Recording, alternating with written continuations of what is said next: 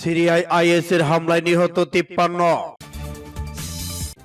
আরো বিস্তারিত জানিয়ে দেব। পাকিস্তানে পুলিশ প্রধানের কার্যালয়ে হামলা, নিহত 9।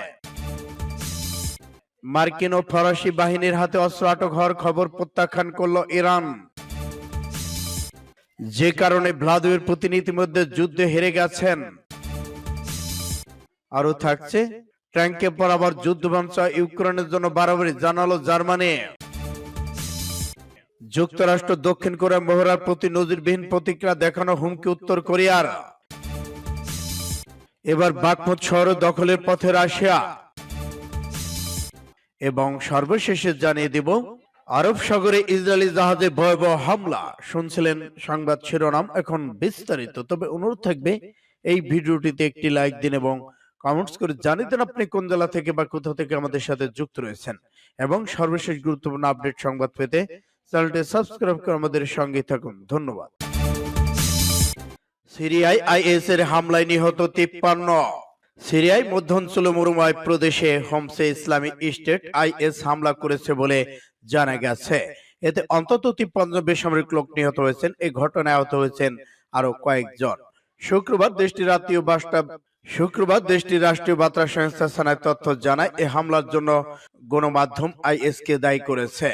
শনিবার ওই রাষ্ট্রীয় গণমাধ্যম বরাদ দিয়ে এ তথ্য জানিয়েছে বার্তা সংস্থা রয়টার্স। সানার প্রতিবেদনে বলা হয়, হামলার নিহতদের লাশ পালমিরা প্রাদেশিক হাসপাতালে নেওয়া হয়েছে। হাসপাতাল প্রধানের বরাদ দিয়ে রাষ্ট্রীয় গণমাধ্যম জানিয়েছে, এই হাসপাতালে নিহতদের সংখ্যা মাথায় গুলির ক্ষত রয়েছে। এছাড়া হামলায় বেঁচে যাওয়া একজন সানাকে বলেছেন, আইএস তাদের গাড়ি পুড়িয়ে দিয়েছে। পালমিরা হাসপাতাল পরিচালক ওয়ালিদ ওডির বরাদ দিয়ে দেশটির রাষ্ট্রীয় বার্তা সংস্থা আরো জানায়, নিহতদের 46 জন বেসামরিক নাগরিক ও 7 জন সেনা সদস্য। সূত্র রয়টার্স। পাকিস্তানে পুলিশ প্রধানের কার্যালয়ে হামলা, নিহত 9।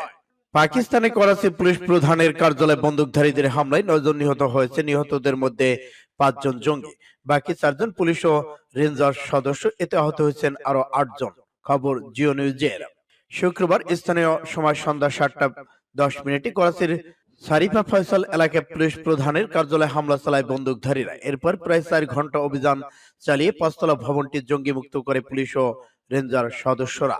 প্রতিবেদনে বলা হয়, আইন শৃঙ্খলা বাহিনী অভিযান শুরু করলে 3 জঙ্গি বিস্ফোরণ ঘটিয়ে নিজেদের উড়িয়ে দেন। এছাড়া 2 জন গুলিতে নিহত হয়েছেন। হামলার ঘটনায় পুলিশ সদস্য সহ 4 জন নিহত হয়েছে। আহত হয়েছেন 18 জন। প্রায় 4 ঘন্টা অভিযানের পর শুক্রবার রাতে পুলিশ প্রধানের কার্যালয় জঙ্গি মুক্ত ঘোষণা করে আইন শৃঙ্খলা বাহিনী। সিন্ধু প্রদেশের মুখ্যমন্ত্রী মুরাদ আলী শাহ জানান, হামলার সময় পুলিশ প্রধান করাচিতে ছিলেন না। পুলিশ প্রধানের কার্যালয়ের আশপাশে বেশ কয়েকটি ভবন, পুলিশ কর্মকর্তা, তাদের পরিবারের সদস্যরা থাকতেন। মার্কিন ও ফরাসি বাহিনীর হাতে অস্ত্র আটক হওয়ার খবর প্রত্যাখ্যান করল ইরান। ফরাসি ও মার্কিন বাহিনীর হাতে অস্ত্র আটক হওয়ার খবর প্রত্যাখ্যান করেছে ইরান। ইসলামী প্রজাতন্ত্র ইরানের পররাষ্ট্র মন্ত্রণালয়ের মুখপাত্র নাসের কানায়ানি সাফি আজ বৃহস্পতিবার বলেছেন, আগ্রাসীদের কাছে অস্ত্র রপ্তানিকারক এবং ইয়ামেনে মুসলিম জাতির অবরোধে সহযোগিতাকারী দেশগুলো অন্যকে অপবাদ দেওয়ার অধিকার রাখে না। এ ধরনের অবস্থা তারা বিশ্ব জনমতে বিভ্রান্ত করতে এবং অসৎ রাজনৈতিক উদ্দেশ্যে এ ধরনের খবর ছড়ানো হয়েছে বলে জানান এই মুখপাত্র। এই সময় ইয়েমেনে সৌদি আরব ও তার মিত্র দেশগুলো ভয়াবহ আগ্রাসনের কথা স্মরণ করেন এবং সেখানে যুদ্ধবন্ধে দ্রুত পদক্ষেপ গ্রহণের জন্য পশ্চিমা দেশগুলোর প্রতি আহ্বান জানান। 2015 সালে দরিদ্র প্রতিবেশী দেশ ইয়েমেনে আগ্রাসন চালাচ্ছে সৌদি আরব এবং তার কয়েকটি মিত্র দেশ। এই হামলায় ইউরোপে বেশ কয়েকটি নানাভাবে সহযোগিতা করেছে। পাশ্চাত্যের কাছ থেকে অস্ত্র কিনে সেগুলো ইয়েমেনে ব্যবহার করেছে সৌদি আরব ও সংযুক্ত আরব আমিরাত। এ অবস্থায় আজ বিশ্বের বিভিন্ন গণমাধ্যম ইরানকে জড়িয়ে একটি খবর ছড়িয়ে দেওয়া হয়েছে। এতে বলা হয়েছে, ইরানের পাঠানো হাজার হাজার আসল্ট রাইফেল ও বিপুল গোলাবারুদ জব্দ করেছে ফ্রান্স ও যুক্তরাষ্ট্র। এসব অস্ত্র জব্দ করতে ফ্রান্সকে সহায়তা করেছে মার্কিন নৌবাহিনী। কিন্তু এ ধরনের খবর সত্য নয় বলে জানিয়েছে ইরান। সূত্র আরব নিউজের। যে কারণে ভ্লাদিমির পুতিন ইতিমধ্যে যুদ্ধে হেরে গেছেন। 1 সপ্তাহের কম সময় যুদ্ধের পর এটা মনে হচ্ছে ভ্লাদিমির পুতিন ঐতিহাসিক পরাজয়ের দিকে এগিয়ে যাচ্ছেন। ইউক্রেন বিরুদ্ধে সব সম্মুখে মরে জিতে গেলেও আসল যুদ্ধটাই হেরে যাবেন তিনি। রাশিয়ার সাম্রাজ্য পুনর্নির্মাণের যে স্বপ্ন পালন করেছেন সেটি একটি মিথ্যা ভিত্তির উপর দাঁড়িয়ে আছে। আর তাহলে ইউক্রেন কোনো জাতি নয়, ইউক্রেনের কোনো সদ্য জাতিগোষ্ঠী অন্তর্গত নয় এবং কিয়েভ, খার্কিভ, লাভিভে বাসিন্দাদের মস্কোর শাসনের জন্য উদ্গ্রীব হয়ে আছে। এগুলো সম্পূর্ণ মিথ্যাই। ইউক্রেন হাজার বছরেরও বেশি সময় ইতিহাস সমৃদ্ধ জাতি। মস্কো যখন গ্রাম হয়ে ওঠেন তখনই কিয়েভে একটি গুরুত্বপূর্ণ নগর হয়েছিল। কিন্তু রাশিয়ার স্বৈরশাসন মিথ্যাগুলো এতভাবে বলেছে যে তিনি স্পষ্ট নিজেই এসব বিশ্বাস করেছেন। পুনর্মানের উপর নির্ভর করে থাকতে পারতেন। তিনি জানতেন সামরিকভাবে রাশিয়া ইউক্রেনের চেয়ে ঢের শক্তিশালী। তিনি আরো জানতেন ইউক্রেন সাহায্য করতে ন্যাটো সৈন্য পাঠাবে না। তিনি এটিও জানতেন রাশিয়া তেল গ্যাসের উপর জার্মানির মতো দেশগুলো করা নিষেধাজ্ঞা দিতে দ্বিধাবোধ করবে না। ট্যাঙ্কের পর আবার যুদ্ধবিমান চাওয়াটা ইউক্রেনের জন্য বাড়াবাড়ি, বললেন জার্মান চ্যান্সেলর। লেপার্ড 2 ট্যাঙ্কে দেওয়া হলে ইউক্রেনে কোনো ধরনের যুদ্ধবিমান দেবে না জার্মানি। কিয়েভের অনুরোধ এবার সরাসরি প্রত্যাখ্যান করলো দেশটি। যুদ্ধবিমান না দেওয়ার সিদ্ধান্ত ইউক্রেনকে চাপ জানিয়ে দিয়েছে জার্মান চ্যান্সেলর ওলফ সলজ। বলেছেন ইউক্রেনে এই আহ্বান বাড়াবাড়ি। খবর ভয়েস অফ আমেরিকার। চ্যান্সেলর ওলফ সলজ বলেছেন অত্যাধুনিক লেপার্ড 2 ট্যাঙ্ক সরবরাহ ঘোষণা দেওয়া হলেও কোনো অবস্থাতেই যুদ্ধবিমান দেওয়া হবে না ইউক্রেনকে। রাশিয়া ইউক্রেন যুদ্ধ যাতে ইউরোপে ছড়িয়ে পড়তে না পারে সে ব্যাপারে সতর্কতার সঙ্গে পর্যবেক্ষণ করা হচ্ছে বলে জানান তিনি। যুদ্ধ শুরু পর থেকে রুশ বাহিনীর বিরুদ্ধে প্রতিরোধ গড়তে জার্মানি সহ ন্যাটো অন্যান্য সদস্য রাষ্ট্রগুলোর কাছ থেকে অত্যাধুনিক সমরাস্ত্রের আহ্বান করেছে ইউক্রেন। এর মধ্যে বিমান বিধ্বংসী ক্ষেপণাস্ত্র, দূরপাল্লার কামানো ট্যাঙ্ক অন্যতম। সর্বশেষ অত্যাধুনিক লেপার্ড 2 ট্যাঙ্ক পাওয়ার পর জার্মান কাছে যুদ্ধ বিমান ও সাবমেরিন চেয়ে বসেন ইউক্রেনের প্রেসিডেন্ট ভলোদিমির জেলেনস্কি। এরই প্রতিক্রিয়া জানিয়েছেন ওলফ সলজ, সূত্র ফাস্ট টুডে। যুক্তরাষ্ট্র দক্ষিণ কোরিয়ার মহড়ার প্রতি নজিরবিহীন প্রতিক্রিয়া দেখানোর হুমকি উত্তর কোরিয়ার। উত্তর কোরিয়া শুক্রবার হুঁশিয়ার দিয়েছে যে যুক্তরাষ্ট্র দক্ষিণ কোরিয়া তাদের পরিকল্পিত যৌথ সামরিক মহড়া নিয়ে এগিয়ে গেছে। উত্তর কোরিয়া নজিরবিহীন প্রতিক্রিয়া দেখাবে। উত্তর কোরিয়া শুক্রবার হুঁশিয়ারি দিয়েছে যে যুক্তরাষ্ট্র দক্ষিণ কোরিয়া তাদের পরিকল্পিত যৌথ সামরিক মহড়া নিয়ে এগিয়ে গেলে উত্তর কোরিয়া নজিরবিহীন প্রতিক্রিয়া দেখাবে। উত্তর কোরিয়ার সাম্প্রতিক অস্ত্র পরীক্ষা প্রতিক্রিয়ায় এই যৌথ মহড়ার বিষয়ে দ্রুত পরিকল্পনা করা হয়।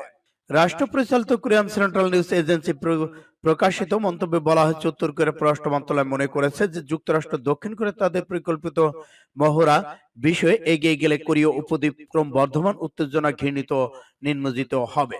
এর আগে শুক্রবার দক্ষিণ কোরিয়ার সামরিক বাহিনী ঘোষণা করেছে যে তারা বুধবার পেন্টাগনে একটি টেবল লোড এক্সারসাইজ প্রকৃত মহড়া বিষয় অনুশীলন চালাবে, আর এটি হবে উত্তর কোরিয়ার পারমাণবিক হামলার প্রতি প্রকৃত মহড়ার অনুরূপ। এবার বাখমুত শহর দখলের পথে রাশিয়া। আগামী 23 ফেব্রুয়ারি ইউক্রেনের চলমান বিশেষ সামরিক অভিযানে 1 বছর পূর্ণ হবে। যুদ্ধের এই পর্যায়ে গত কয়েকদিন ইউক্রেনে হামলা জোরদার করেছে রাশিয়া। এরই মধ্যে দেশটি অসংখ্য ক্ষেপণাস্ত্র নিক্ষেপ করেছে রুশ বাহিনী। ইউক্রেনের বৃহত্তর তেল শোধনাগারে হামলা হয়েছে বলে জানিয়েছে, অভিযোগ করেছে কিয়েভ। শুক্রবার ভারতের যোদ্ধা গোষ্ঠীর প্রধান জানিয়েছে দীর্ঘ অবরুদ্ধ শহর বাখমুত শহর আগামী কয়েক মাসের মধ্যে মুক্ত হবে।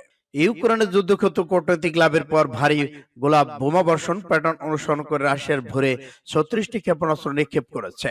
ইউক্রেন বিমান বাহিনী জানিয়েছেন ক্ষেপণাস্ত্রগুলো বিমান হামলা সাইরেন শুরু করে এবং শোধনাগার সহ ইউক্রেন বিভিন্ন স্থানে আঘাত এনেছে, যেখানে ক্ষতিগ্রস্ত পরিমাণ অস্পষ্ট এবং অকল্পনীয়। তবে এর মধ্যে 16টি ক্ষেপণাস্ত্র গুলি করে নামানো হয়েছে বলে দাবি করেছে বিমান বাহিনী।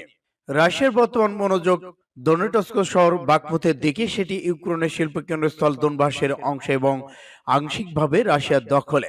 বাখমুতের নিয়ন্ত্রণ রাশিয়া এখনো পশ্চিমে দুটি বড় শহর ক্রামাতস্ক এবং সোলোভিয়াস্ক অগ্রসর হওয়ার জন্য অতিরিক্ত সেনা মোতায়েন করেছে।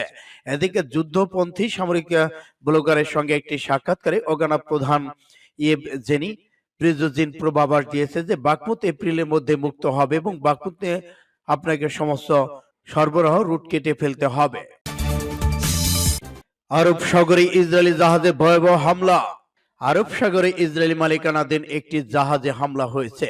হামলার সঙ্গে ইরানের সংশ্লিষ্টতা রয়েছে বলে মনে করা হচ্ছে, যদিও তেহরান এ ব্যাপারে কোনো মন্তব্য করেনি। বার্তা সংস্থা রয়টার্সের প্রতিবেদনে বলা হয়েছে শুক্রবার একটি আঞ্চলিক প্রতিরক্ষা সূত্র জানিয়েছে গত 10 ফেব্রুয়ারি আরব সাগরে ওই হামলার ঘটনা ঘটে।